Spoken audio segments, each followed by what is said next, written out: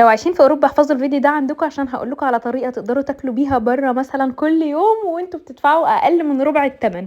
يعني هقول لكم مثال بسيط، المخبوزات اللي قدامكم دي كلها في الصوره سعرها فوق ال 15 يورو، انا جايباهم ب 3 يورو ونص.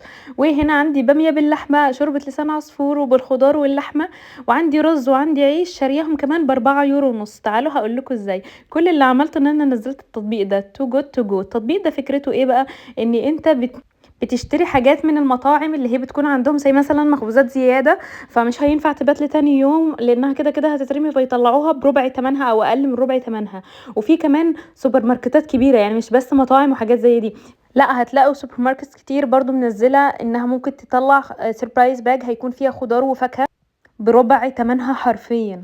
وانا هنا في الفيديو عشان خاطر اضمن الاكل حلال، فطلبت من مطعم تركي انا عارفاه، فطلبت منه الوجبه اللي انتوا شفتوها في الاول، الباميه والرز والشوربه والعيش، وكان سعرهم 4 يورو 70 سنت. وطلبت كمان المخبوزات دي كان سعرها 3 يورو و50 سنت. والتطبيق موجود في معظم دول اوروبا، لو حبيتوا فكرته نزلوه عندكم وشوفوا ايه المطاعم والسوبر ماركتس المتاحه عندكم في المدينه بتاعتكم. وبس والله انا راضيه، ولو حبيتوني تعالوا انستجرام. باي باي.